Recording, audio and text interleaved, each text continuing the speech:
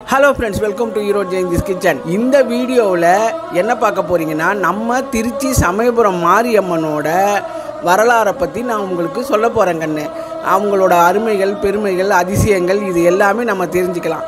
அதுக்கு இந்த வீடியோவை நீங்கள் ஸ்கிப் பண்ணாமல் பாருங்கள் கண்ணு. வீடியோ பார்க்க ஆரம்பிக்கும் போதே நீங்கள் சப்ஸ்கிரைப் பண்ணி பாருங்கள். அப்போ தான் நான் போடுற எல்லா வீடியோஸும் உங்களுக்கு நோட்டிஃபிகேஷனாக வரும். வீடியோ பார்க்குற எல்லாரும் கமெண்ட் பண்ணுங்கள். உங்களுக்கு ஏதாவது டவுட் இருந்தாலும் கமெண்ட்டில் சொல்லுங்கள், நான் உங்களுக்கு ரிப்ளை பண்ணுறேன். என்னோட வீடியோஸ் எல்லாம் நீங்கள் பார்க்குறதோடு இல்லாமல் உங்களுக்கு தெரிஞ்சவங்க எல்லாருக்கும் அனுப்பிவிடுங்க. நம்ம திருச்சி சமயபுரம் பார்த்தீங்கன்னா கண்ணனூர், விக்கிரமபுரம், கண்ணபுரம், மகாகாலிபுரம் இப்படியெல்லாம் பல பேரில் எல்லாரும் கூப்பிட்றாங்க கண்ணு. சிவபெருமானோட முதல் மனைவி சதி தெய்வத்தோட உடல் வெட்டப்பட்ட போது அவங்க கண் விழுந்த இடம்தான் சமயபுரம்னு சொல்லப்படுது கண்ணு. இந்த கோவில் 300 ஆண்டுகள் பழமையான கோவில்னு சொல்லப்படுது கண்ணு. இது திருச்சி காவேரி ஆற்றின் வடகரையில் இருக்கிறதாகவும் சொல்லப்படுது. ஒரு சோழ மன்னர் அவரோட தங்கைக்கு சீதனமாக இப்போ இருக்கிற சமயபுரத்தில் ஒரு கோட்டையை கட்டி கொடுத்தாங்க. அதுக்கப்புறம் பாண்டிய மன்னர் ஒருவரோட படையெடுப்பில் அந்த இடம் அழிக்கப்பட்டதாகவும் வேப்ப மரங்கள் நிறைந்த இடமாக மாறப்பட்டதாகவும் சொல்லப்படுது கண்ணு. சமயபுரத்து அம்மன் யாரு, எங்கிருந்து வந்தாங்க, சொல்லப்படுற வரலாறை பற்றி நாம் பார்க்கலாங்கன்னு. யமதர்மர் கிட்ட இருந்து தன் உயிரை காப்பாற்றிக்க மார்க்கண்டேயர் சிவபெருமான் கிட்ட சரணடைஞ்சாரு. சிவபெருமான் கால சம்ஹார பூர்த்தியா அவதாரம் எடுத்து யமதர்மனை அழிச்சாருன்னு சொல்லப்படுது. இதனால பிரபஞ்சத்துல ஜனனம் மரணம் குழப்பங்கள் ஏற்படுது. அந்த சமயத்துல நோய்களின் அதிபதியான மாய அசுரன் அதிக அளவுல நோய்களை பரப்பி மக்களை துன்புறுத்துறாங்க. இதை பார்த்து கோவப்பட்ட பார்வதி தேவி தன்னோட அம்சமா மாரியம்மனை உருவாக்கி மாய அசுரனை வதம் செஞ்சதா சொல்லப்படுது. மாரியம்மன் மாய அசுரன் மற்றும் அவனோட சகோதரர்களை அழிச்சு அவங்களோட தலைய ஒட்டியானமா அணிஞ்சி நோய்களில் இருந்து மக்களை காப்பாத்தினாங்க கண்ணு. அதன் பிறகு சிவபெருமானோட ஆசி பெற்று அவங்க அண்ணன் வாழ்ந்த ஸ்ரீரங்கம் ஸ்ரீ ரங்கநாத பெருமாள் கோவில்ல வைஷ்ணவி தேவியா அருள் புரிஞ்சிருக்காங்க. ஒரு நாள் திடீர்னு அம்மனோட சிலை தீப்பிடிச்சி எரிய ஆரம்பிச்சிருச்சான். அப்ப அங்க இருந்த சுவாமிகள் என்னாச்சுன்னு போய் பார்க்கும்போது அம்மன் ரொம்ப உக்கிரமா இருந்தாங்க. உடனே தண்ணி ஊற்றி அம்மனோட உக்கிரத்தை தணிச்சு ஏன் இவ்வளவு உக்கிரமா இருக்கீங்கன்னு கேட்டப்போ மக்கள் அசூரிங்கிற கொடிய நோயால பாதிச்சிருக்காங்க, அவங்களுக்கு நான் தான் பாதுகாப்பா இருக்கணும், அதனால என்னை வேற ஒரு இடத்துல தனி சந்நிதி அமைச்சு பிரதிஷ்டை செய்யுங்க, நானே உங்களுக்கு ஒளியா இருந்து வழிகாட்டுறேன், அந்த இடத்துல என்னை வச்சிருங்கன்னு அசரீரி சத்தம் கேட்டிருக்கு. ரங்கநாதர் கோவில்ல இருந்த ஜிஎஸ் சுவாமிகள் வைஷ்ணவி தேவி சிலையை வேற ஒரு இடத்துக்கு எடுத்துட்டு போயிடலான்னு முடிவு பண்ணாங்க. ரங்கநாதர் கோவில்ல இருந்த வைஷ்ணவி தேவி விக்கிரகத்தை எடுத்துக்கிட்டு பல்லாக்குல போயிருக்கிறாங்க. இரவு முழுவதும் ஒளியா இருந்து வழிகாட்டின அம்மன் விடிஞ்சதும் மறைஞ்சிட்டாங்களாம். கண்ணனூர் மேட்டுல பல்லாக்கை இறக்கி வச்சுட்டு கொஞ்ச நேரம் ஓய்வு எடுத்திருக்காங்க. கொஞ்ச நேரத்துக்கு பிற்பாடு பல்லாக்கை தூக்கும் போது அந்த பல்லாக்கை தூக்கவே முடியலையாம். மறுபடியும் அசரீரி சத்தம் கேட்டிருக்குது. இந்த வேப்பமரம் நிறைஞ்ச காட்டிலேயே நான் இருக்கிறேன், இங்கே இருந்து தான் நான் மக்களோட கொடுமையான நோய்களை எல்லாம் தீர்க்கணும் அப்படின்னு மறுபடியும் அசரீரி சத்தம் கேட்டிருக்குது. அம்மனோட வாக்குப்படி ரங்கநாதர் கோவிலேருந்து எடுத்து வரப்பட்ட வைஷ்ணவி தேவி அம்மன் வேப்பமர காட்டில் மாரியம்மனா அருள் புரிஞ்சிருக்காங்க. அதுக்கு பிறகு 17ஆம் நூற்றாண்டுல திருச்சியை ஆட்சி செஞ்ச விஜயநகர மன்னர் தென்னாட்டு மேல போருக்கு படையெடுத்து போகும்போது அம்மன் வாழும் கண்ணனூர் வேப்பமர காட்டில் அவர் படைகளோட ஓய்வு எடுத்திருக்கிறாரு. அப்ப இந்த போர்ல நான் வெற்றி அடைஞ்சா அம்மனுக்கு தனி ஆலயம் அமைச்சு கொடுக்கறதா அவர் வேண்டிக்கிட்டாராம். கிபி 1706ல போர்ல வெற்றி அடைஞ்சதும் தான் சொன்னபடியே விஜயரங்க சொக்கநாத நாயக்கர் மிக பிரம்மாண்டமான தனி கோயில் அமைச்சு அம்மனுக்கு கொடுத்திருக்கிறார். இதுதான் நாம இப்ப வழிபடுற திருச்சி சமயபுரம் மாரியம்மன் கோவில். இங்க இருக்கிற திருச்சி சமயபுரம் மாரியம்மன் சில மூலிகைகளால செய்யப்பட்டது கண்ணு, அதனால அபிஷேகங்கள் செய்ய மாட்டாங்க. வேப்பமர காட்டுல இருக்கிற அம்மனுக்கு தனி ஆலயம் அமைக்கப்பட்டு அவங்கள ஆதி மாரியம்மன் அழைக்கப்பட்டு வராங்க கண்ணு. இப்ப இருக்கிற சமயபுரம் கோவில்ல இருந்து 5 கிலோமீட்டர் தொலைவில் ஆதி மாரியம்மன் கோவில் இருக்கு கண்ணு. இந்த மாரியம்மனை விக்ரமாதித்ய மகாராஜா வழிபட்டிருக்காருன்னு வரலாறுல சொல்லப்படுது கண்ணு. வேப்பமர காட்டுல உருவான கோவிலுங்கிறதுனால அம்மனோட தலை விருட்சமா வேப்பமரம் இருக்கு கண்ணு. சமயபுரத்தம்மனோட தாய் வீடா ஆதி மாரியம்மன் கோவில் இருக்குது கண்ணு. தக்க சமயத்துல என்ன வேண்டுனாலும் அதை நிறைவேற்றி கொடுக்கறதுனால சமயத்துல காக்கிறதுனால சமயபுரம் மாரியம்மன் பேர் இருக்கு கண்ணு. திருச்சி சமயபுரம் மாரியம்மன் சொன்னாலே நமக்கு ஞாபகம் வர்றது 2 விஷயம் தான் கண்ணு. என்னன்னு கேட்டீங்கன்னா, ஒன்று பூச்சொரிதல் திருவிழா, 2வது பச்சை பட்டினி விரதம் இருக்கிறது கண்ணு.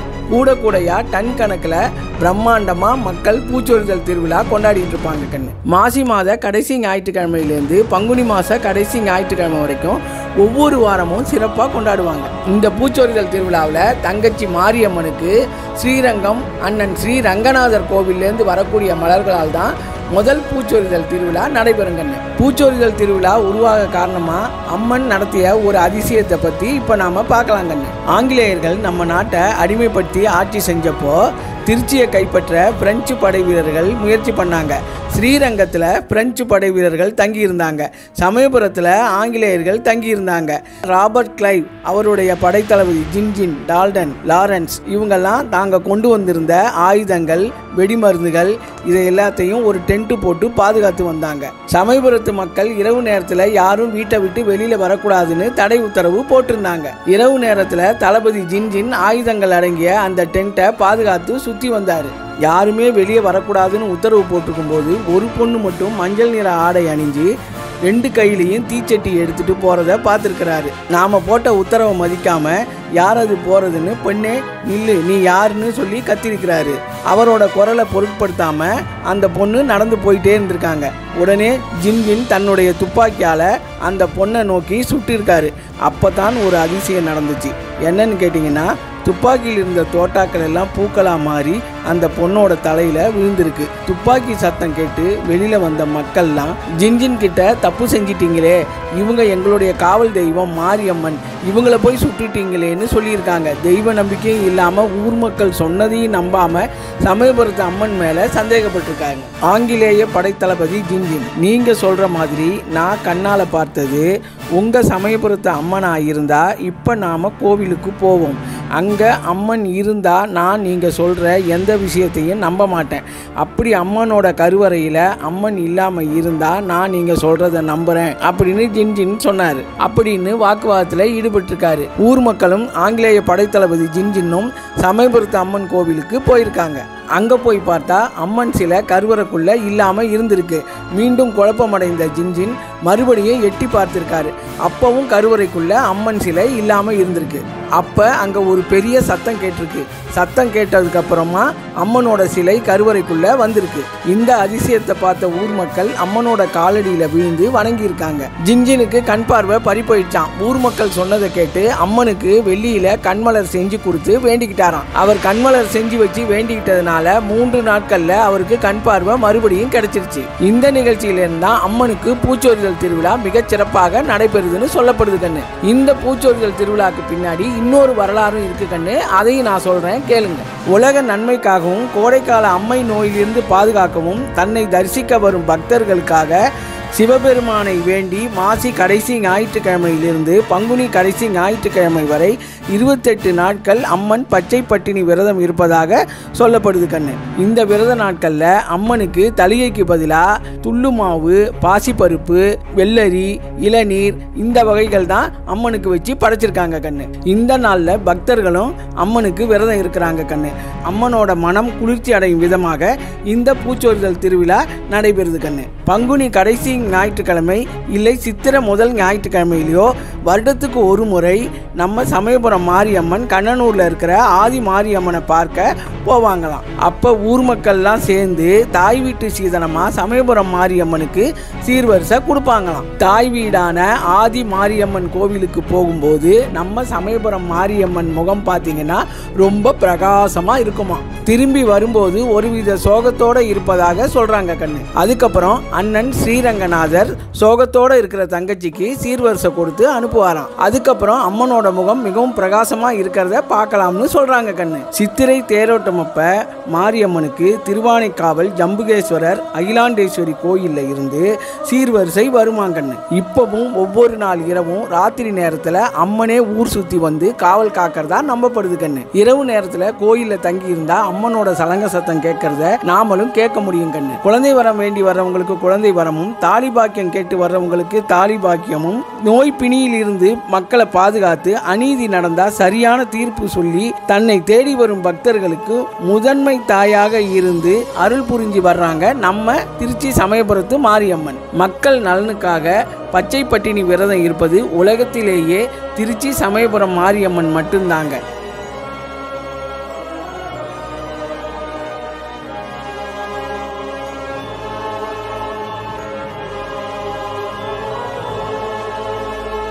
என் கையில இருக்கிறது என்னன்னு கேட்டீங்கன்னா ஃப்ரெஷ் தாழம்பு குங்குமம் கண்ணு. இந்த கவரை ஓபன் பண்ணும்போதே பாத்தீங்கன்னா அவ்வளவு கமகமன்னு தாழம்பு வாசம் வீடு பூரா மணக்குது கண்ணு. நம்ம பூஜை அறையில இருக்க சாமி படங்களுக்கெல்லாம் நம்ம மஞ்சள் குங்குமம் வைப்போம். அதுக்கு இந்த குங்குமத்தை நீங்க வச்சு பாருங்க, உங்க பூஜை அறையே மணக்கும். நம்ம வீட்டுக்கு வர்ற பெண்களுக்கு நாம மஞ்சள் குங்குமம் கொடுப்போம் கண்ணு. இந்த குங்குமத்தை நீங்க கொடுத்து பாருங்க, அவங்க ஃப்ரெஷ்ஷான வாசனையை ஃபீல் பண்ணுவாங்க. இந்த பேக்கிங் வந்து சிப்லாக் கவர்ல இருக்கிறதுனால நாம வேணுங்கிற குங்குமத்தை குங்குமத்து மேல கொட்டி வச்சுட்டு மீதியை வந்து நாம சிந்தாம சிதறாம இதை லாக் பண்ணி வச்சுக்கலாங்க. இந்த ஃப்ரெஷ் தாழம்பு குங்குமம் நம்ம ஈரோடு ஜெயின்ஸ் கிச்சன்லயே இருக்கு கண்ணு. இந்த மனமான தாழம்பு குங்குமம் உங்களுக்கு வேணும்னு நினைச்சீங்கன்னா ஸ்கிரீன்ல தெரியற வாட்ஸ்அப் நம்பருக்கு நீங்க கால் பண்ணுங்க, இல்லைன்னா மெசேஜ் பண்ணுங்க கண்ணு. ஸ்பெஷல் ஆஃபரா நாங்க உங்க வீட்டுக்கு ஃப்ரீ ஷிப்பிங்ல அனுப்பி வைக்கிறோம் கண்ணு. வேணுங்கிறவங்க உடனே மெசேஜ் பண்ணுங்க, கால் பண்ணுங்க. ஓகே, பாய்.